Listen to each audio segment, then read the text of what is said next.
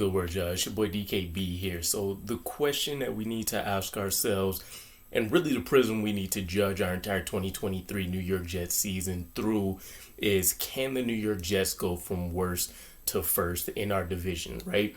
We don't need to go undefeated. We don't need to lead the AFC and, win-loss.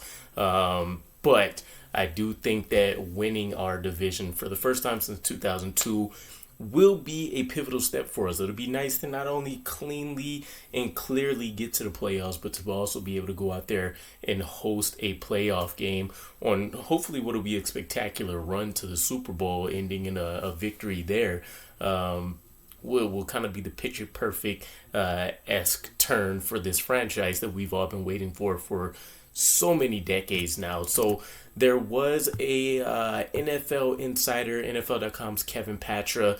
He kind of spoke on this as well, so I'll give you guys kind of his perspective on this worst to first conversation. So he says New York finished in the AFC East cellar for the third consecutive season and sixth time in the past 7 years. The last time the Jets won the division, George W. Bush was in office in his first term.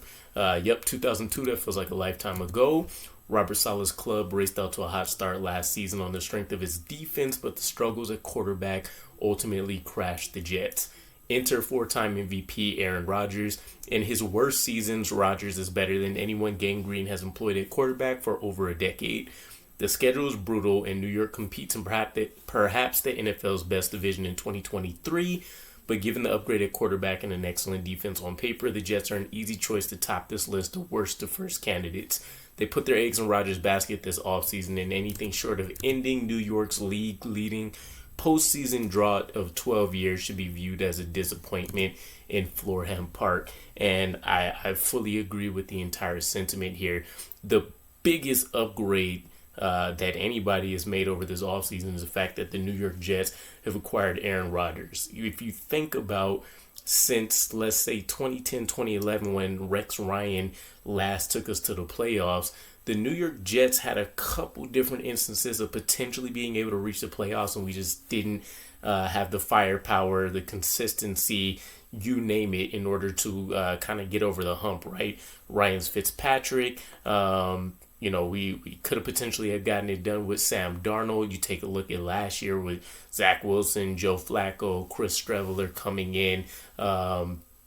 It's pretty much been a circus in a wheelhouse, right? And we've done this with up and down defenses to a certain degree, although that's non-arguably been the better part of our team for the last decade. And then generally some very strong special teams play. So if we've been just on the cusp at least 3 or 4 different times in reaching the playoffs, you insert a top 10 quarterback in NFL history, and that's giving a lot of leeway there.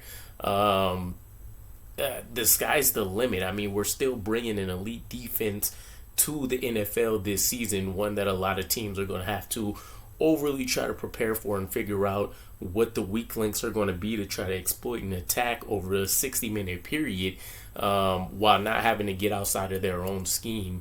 But you factor that with the additional rest that the team will be getting, because the offense will be led by Aaron Rodgers, who's going to be able to go out there, not only put up points on the board, but he's going to do the little things, be able to continue to stack first downs for this team, be able to get more players involved, so you don't see a team focusing in on Garrett Wilson and a quarterback not being able to pivot to a Corey Davis or change it and attack the short game and get Breece Hall, Michael Carter, Bam Knight involved. So there's going to be a lot to get adjusted to, but in a good way, with Aaron Rodgers leading the frame here. And to be honest, we could have had a spectacular double-digit record if we could have just consistently put up 21 points a game last season. So you think about Aaron Rodgers and maybe us potentially being in somewhere in the top third of the league in most offensive metrics.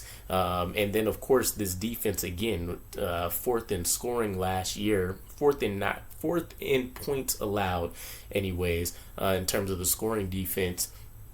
I don't know how you can't get excited for this. The Buffalo Bills, they've been slipping in recent years. They're still going to have to do some work to get their cap under control over the next year or two with some of the bigger contracts that they've doled out. So it's really kind of a three-man race in my eyes between the Bills, the Dolphins, and us, of course. But I would arguably say the New York Jets definitely have the best chance to take down the Bills when you factor in Tua's health and what they have behind him, which is basically Michael White, and then you're looking at Skylar Thompson again. So if the Bills falter any bit, you're talking about an arms race from start to finish with the New York Jets and the Miami Dolphins, and I will say we can definitely throw our hat in the bid out there to be the best team in the AFC East division, which, as he also mentioned, is probably one of the strongest in the NFL in recent years, now that the New York Jets have been able to turn things around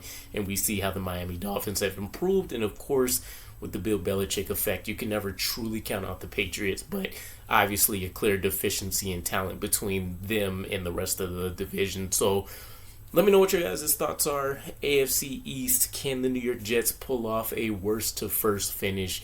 And I'll catch you guys again. Peace.